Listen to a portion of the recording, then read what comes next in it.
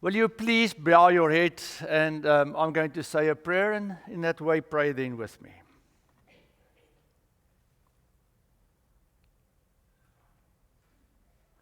It's becoming quiet in this building. The children are outside and they are learning something else, but also about you. But here we sit. We sit with the only holy living God. And I know you look at us and you look at our faces and you know exactly who we are. You know our name, you know our address, you know our email address. You know what we text, what we think. You know our fears, our anxieties, our hopes, our dreams. You know our life story quite well because you formed us. And you've been journeying with us on this path that we've been walking for whatever how old we are. And to me, that's the most amazing thing, that you want to be involved in our normal, short, in a sense, not important life stories. You are the one who created the heaven and the earth. You made everything. But still you have time for us. No, you consider us, you value us. And therefore I know that you came here today to look at us as a parent would look at a child. We were also excited to see the little ones on this stage. And I think you were as excited when you see us walking into this building to come and meet with you.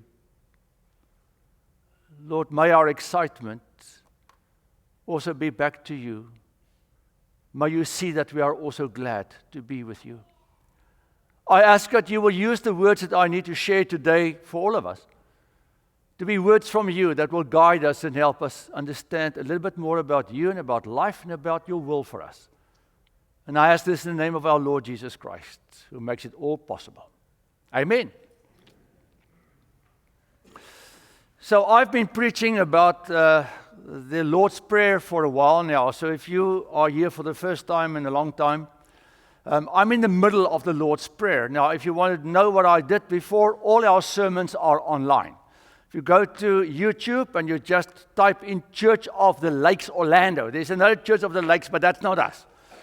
Church of the Lakes Orlando, you will find all my sermons lying there, and also a sermon that Nicole preached a week or two ago about the Ten Commandments, about the Lord's Prayer. And this is part of a book that we've been using, and actually it's the Heidelberg Catechism. It's a book that was written many years ago, and we are using this as sort of a basis for a series. But we are now sort of in the middle of the Lord's Prayer, so if you want to know all the other things, just go to our YouTube channel.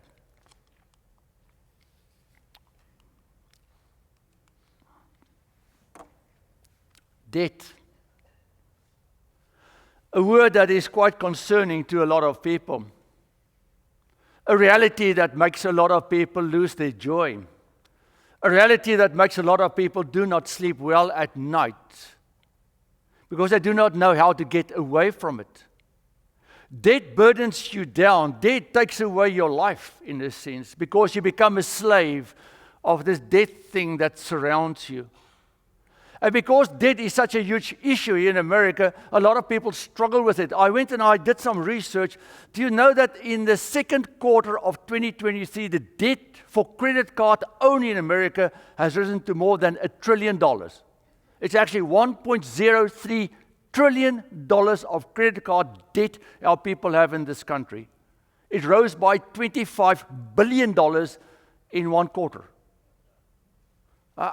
That really concerns me tremendously, but that's not what my sermon is about. But if you want to get out of your debt, whatever, that's not what my sermon is about. But Dave Ramsey has fantastic stuff, and where is Doug? We need to do a damn Ramsey again. Yeah, we need to do that thing again so that we can help people deal with debt. The problem with debt is that if you are now burdened by it, you try to get away from it.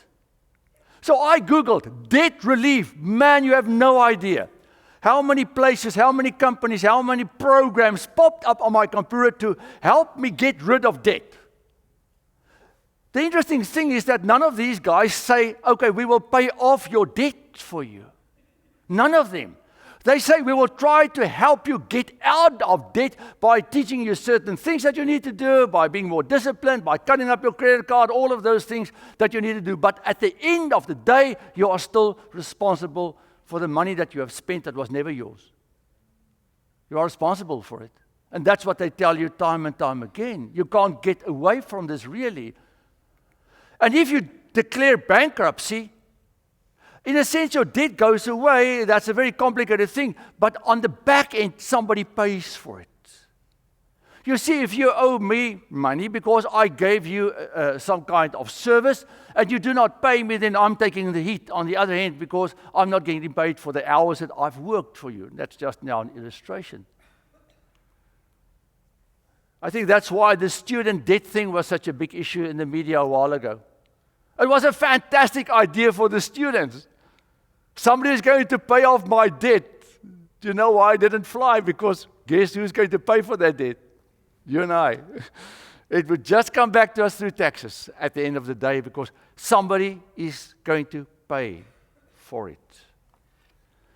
In that Lord's Prayer, we are now in the 5th petition, where we say, forgive us our debts as we also forgive our debtors. Now, I did a service on Wednesday at a different place, Serenades. It's a mental care facility in Orlando. And at some point, we lead the people into the Lord's Prayer at the end. And I always wonder, what are they going to say? Are they going to say, forgive us our debts, or are they going to say, forgive us our trespasses as we forgive those who trespass against us? So there are these two cultures, in a sense, debts or trespasses. So which one is the correct one? Let's find out what the Heidelberg Catechism says. That was actually written many, many years ago. What is the 5th petition? And forgive us our debts as we also have forgiven our debtors.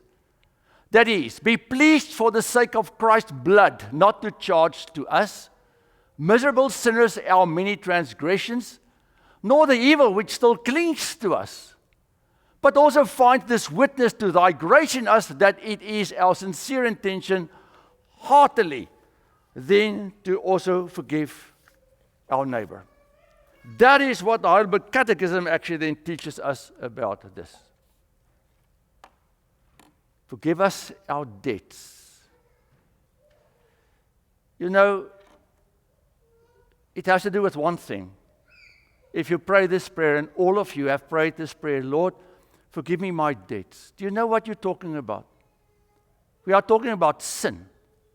Now, in the world that we now live, sin is not really a popular word. People do not want to hear that they are sinners. You know, a guy who sits in this church, who sits there, gave me a coffee mug many years ago, Doug Wave, and that coffee mug says on it, "Good morning, sinners." And I've kept it for 10 years because it's really what I am, isn't it? I walk into my office in the mornings, it says to me, "Hi, sinner." Right, that's me. I like it. It's fantastic. But sin is an unpopular word in our day and time. Because sin has to do with doing something wrong. And none of us wants to hear that I've done something wrong because we believe that we are okay. And sin can also mean that I'm not allowed to do certain things, that there's a constraint around me that in a sense prevents me from living my life as I would like to live it.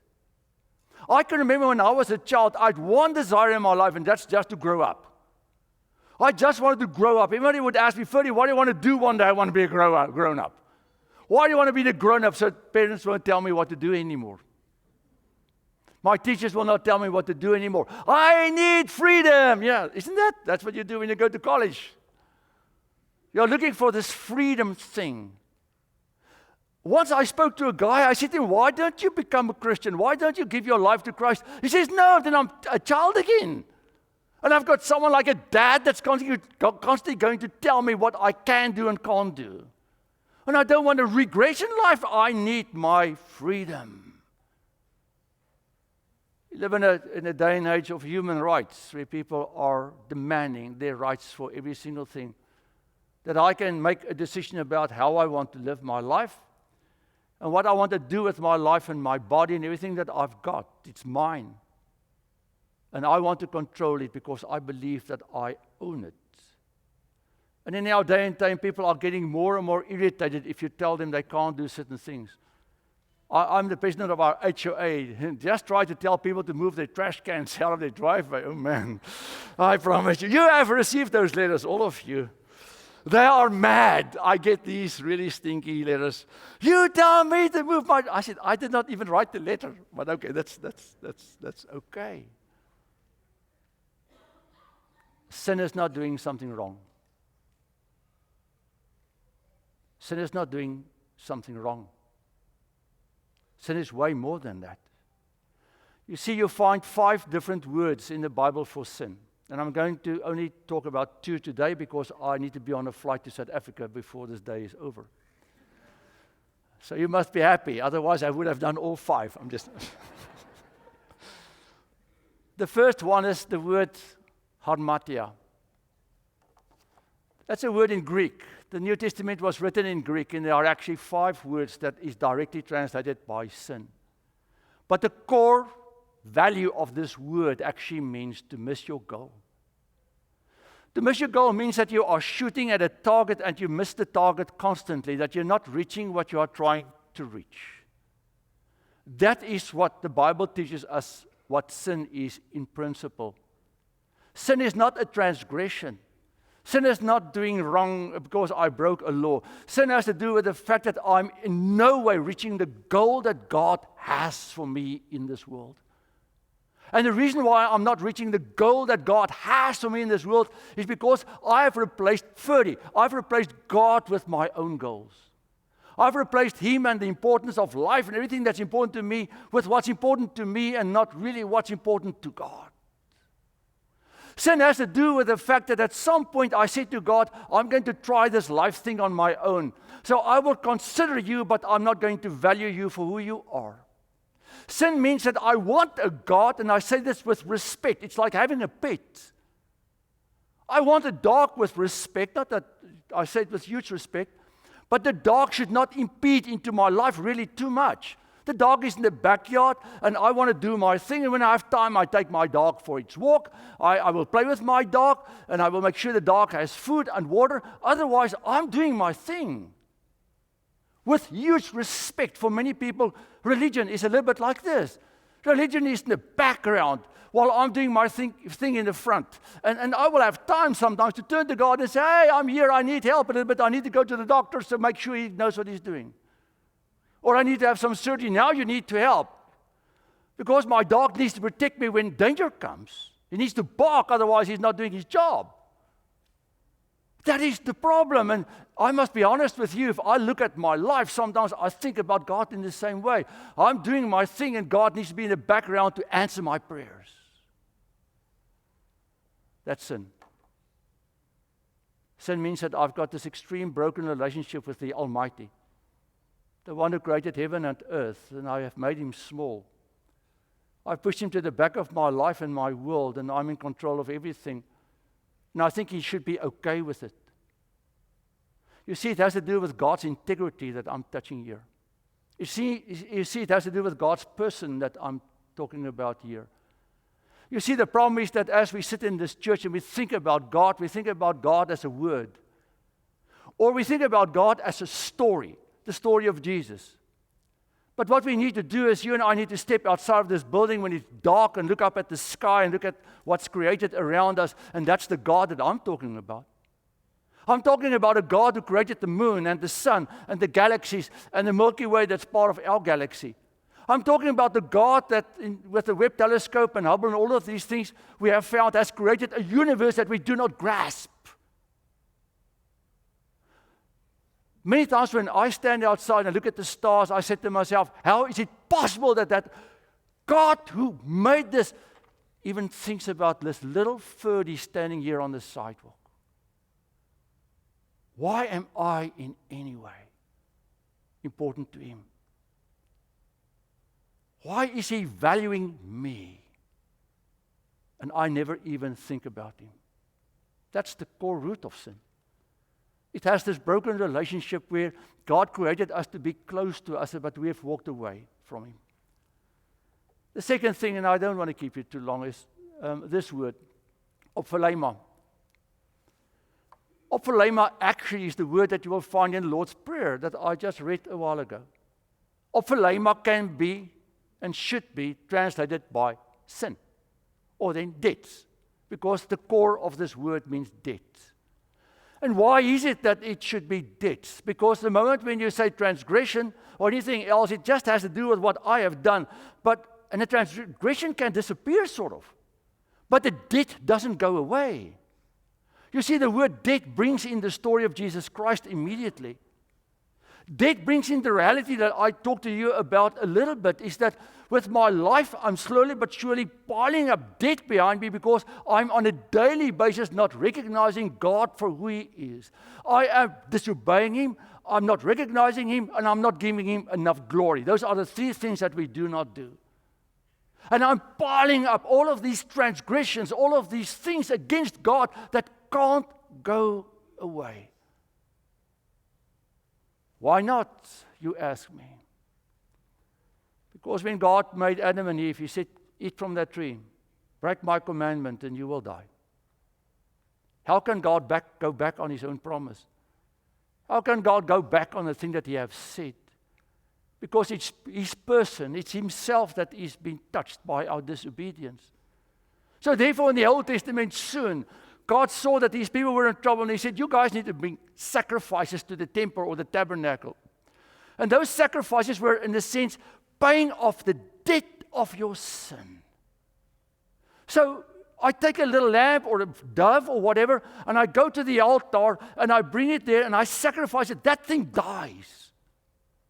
And I stand there while the blood flows out of that animal, and I go home, and I say to my wife and my children, an animal died today, a life was given, and the kids would say, Dad, that's terrible. I said, you know, it's terrible. But I had to take that animal to pay for our debt that we have before God. Because we have no right to life or to living. Because we have lost it, in a sense, because we are not treating God in the way that we should. And God came up with a solution. He said, bring the sacrifice, so you will understand the severity and the seriousness of this broken relationship. And then it's okay. But do it with a sincere heart. That's what Jesus came to do, isn't it? Jesus came to this world to pay off my debt and your debt. Jesus came to this world because He saw my life, and He knew that I will never be able to stand before God because I've got too many stupid things I've done in my life. And there are so many debts that needs to be paid for. He said, I'll go and pay for it. And the way that He had to pay for it was through His death on the cross. So whenever you see a cross like this one in our church or on the steeple, or you drive around or you see people wearing a cross, you must say to yourself, that's a reminder of my debt that is being paid by someone else. So that's why the word debt is in the Lord's Prayer, because it brings us into the presence of God and into what God has done for us to sit in this building and to be called a child of God. Recognize my need, that I need help. You know, I've worked with alcoholics a lot in my life. If a person is an alcoholic, you can't help them until the moment in their journey they say, help me. You can drag them and you can put them in many different programs. But they will get out and be drunk again within a week or two, maybe a month. But the day when the person who is an alcoholic says to you, Ferdi, I need help, or whoever you is, I need help, I promise you, the help will be there in that person's life to help him get forward because he wants it to work. If I pray this prayer, Lord, forgive me my debts, I need to realize, but I need to understand, I need help. I can't waltz my way into heaven. I need to accept this gift of God that came to me in Jesus Christ. That's why it's a request. Please, forgive. You know, we all know that Jesus died on the cross for the world. He said in John chapter 3, verse 16, that He came to give His life to all of us. The sad thing is that people in this world run around and they think because Jesus died on the cross, they are now saved. It's like a blanket policy that is now going to cover everybody's debt. That is sadly not the biblical truth. The biblical truth is that there is something offered to us, but I need to ask for it and I need to receive it. And I've used this illustration before. My dad can call me and say, Ferdi, I've got this great new lawnmower. I know you mow your own lawn. And I've got this great new lawnmower I want to give you. And I check it out. It's going, man, it's fantastic. It's a rider mower and you're trying with this push mower and it's stupid. Come and get the mower. And he calls me frequently. He says, Ferdi, I can't get it to you. You've got the pickup. Come and get the mower. As long as I do not get the mower, I'm struggling mowing my lawn with my little push mower up and down this little hill. I'm sweating. I'm not happy. And my dad says, I've got a rider for you. Come and get it. You see, the salvation of Jesus Christ needs to be received. I need to come and get it. And how do I get it? I get it by coming to Christ or to God and to say, I am here. Thank you for handing me, in a sense, this debt forgiveness program in Jesus Christ that I know it's also for me. And then I realized, but I'm a new creation. I'm now a child of God. I'm now part of God's creation. I'm part of God's kingdom because that's the only thing that God asks of us, to restore His relationship with us, or our relationship with Him, is for us to receive this gift and take it. That's all He asks. It's the most simplest thing. And then you are not put in a cage with rules and all kinds of stuff. You are a child of a parent. Every single one of you sitting in this church that has a child will do whatever to protect your child. That's what the Bible is all about. It's not about taking away our freedoms, taking away all kinds of stuff and making our lives miserable. The Bible is about a God, a dad, that wants to protect his children. Who says this world out there is so dangerous, you have no idea what's waiting for you. If you disobey me, if you don't listen to what I'm asking of you, the advice I'm giving you, you are going to get hurt. And that's not what I want for you. I want you to have life, to have joy, to have living. Receive it through faith. What does faith mean? Faith means that I believe that there is a God, that the story of Jesus Christ is as true as I'm standing in front of you. It's a story for me and for you that is real, because that's who God is. The second part, real quickly. Now I'm going to read this text that's a little bit longer, but I'm not going to preach much about this. Then Peter came and said to him, Lord, if another member of the church sins against me, how many times should I forgive? As many as 7 times. Jesus said to him, not 7 times, I tell you, but 77 times. For this reason, the kingdom of heaven may be compared to a king who wishes to settle accounts with his slaves. When he began the reckoning, one who owed him 10,000 talents was brought to him. That is like 10 bags of gold. Lots and lots of things. And as he could not pay, his Lord ordered him to be sold, together with his wife, children, all his possessions, and payment to be made. So the slave fell on his knees before him, saying, have patience with me, I will pay you everything. And out of pity for him, the Lord of that slave released him and forgave him his debt. So the Lord took the hit. But the same slave, as he went out, came upon one of his fellow slaves who owed him 100 denarii. Not talents, but denarii. That's like 100 gold coins.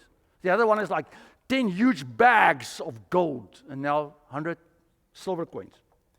And seizing him by the throat, he says, pay me what you owe. Then his fellow slave fell down, pleaded with him, have patience with me, I will repay you. But he refused. Then he went and threw him into the prison until he would pay his debt. Don't know how you pay your debt while in prison, but okay, that's a different story. When his fellow slaves saw what had happened, they were greatly distressed, and they went and reported to the Lord all that had taken place. Then his Lord summoned him and said to him, you wicked slave, I forgave you all the debt because you pleaded with me. Should you not have had mercy on your fellow slave, as I had mercy on you?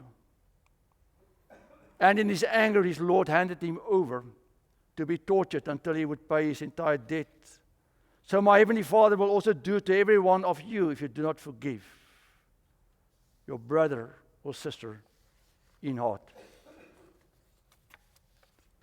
To forgive. You see, My second last slide. Third last slide. As we also have forgiven is in the prayer. Will you forgive me my debts as I have already forgiven the debts of others? Do you hear what I'm praying? Will you forgive because I've already forgiven? How can I receive from you if I do not give? If I do not also give this forgiveness? So this brings God into the presence of my life with my relationship with other people. As a human, when people transgress against me, when they hurt me, and all of you sitting in this building, and I included, have been hurt by people. Terribly so. Where you sometimes have this dagger in your heart. You go and you are walking around someday or lying in your bed or whatever, and that dagger just returns. That wound just sometimes doesn't want to heal. And you struggle with your life because of the harm that people have caused you or things that surrounded you that caused you lots of harm. How do we as Christians deal with it? I forgive. Forgive doesn't mean, and it says it there, it does not mean that the healing is now done. Forgiveness doesn't mean that if I say, okay, I forgive this person, that I'm completely healed. No, it's a journey. Forgiveness doesn't mean that we are now the best friends. Forgiveness doesn't mean that justice doesn't need to be done. So if somebody killed my child or whatever, or did something extremely bad, that person still needs to go to prison, even though I forgive that person. Forgiveness does not mean that trust is fully restored. Forgiveness means that there is a journey that still needs to be taken. So let's define for a moment forgiveness. Forgiveness means that at some point in your life, I need to say to myself, I'm going to hand what has happened with me over to God. Because as a person, I can't deal with it. It's too heavy, it's too difficult for me. As a human, I want to rip that person's gut out because of what he or she has done. But God says, leave it to me. I know, I have seen. Give this to me. Hand me this ball. You guys are watching football. You run with the ball and you need to hand the ball to someone else to do the thing. That's what God says. He says, give this load to me because you can't carry it. And let it be.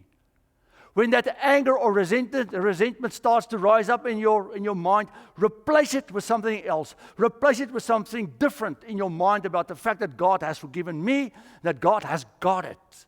With a different picture. But the moment when you hang on to this picture of this person that has caused you so much harm, your life will turn bitter and dark.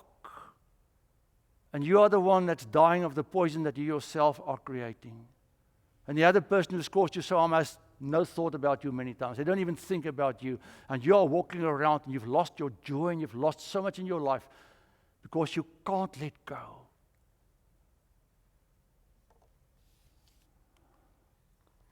It will cost you something. You see, my forgiveness cost Jesus his life. For me to forgive others will cost me something.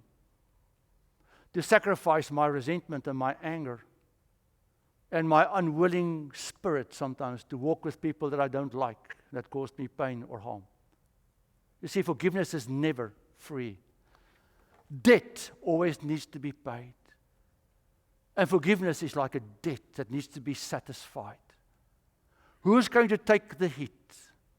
As a Christian, it will be you and I. But you know what it does? It makes you free. It actually makes you free. Final slide. That's really the final one. It makes you free. Do you know what this whole sermon is about? The sermon has to do with a dad that says, come sit on my lap. I need a chair. Come and sit on my lap. And a child sits on my lap and I says, my dad? I says, yeah. You are in heaven. And the heaven means what's behind him. It's like when my kids discovered I'm a pastor. They had no idea when they were this big. Later in their life, oh, you're a pastor. I said, yeah, I'm a pastor. That made things different for them because of what I had to do. Dad, you're in heaven. That's what he is. He's God. Let your will be done and let your kingdom come because I trust you. And forgive me all the things that I've done. And help me with my daily living. I spoke about that last week and I reminded our congregation, if you see a bird from now on, a bird, little bird, It's God's confirmation note. He will take care of you, bird. But I'm sitting on my dad's lap, and he says, okay, Ferdi, you've asked me all of these things. Do you know what I want for you? I want you to be able to survive this broken world that you are living in. A terrible world that will suck out your joy and will take away so much of the good things because this world is broken by sin.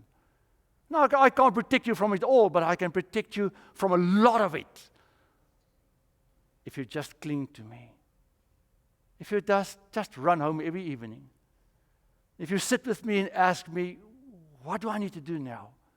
With my relationships, with my finances, with my work, with my life, with people. What do I need to do? And he says, I wrote you an email.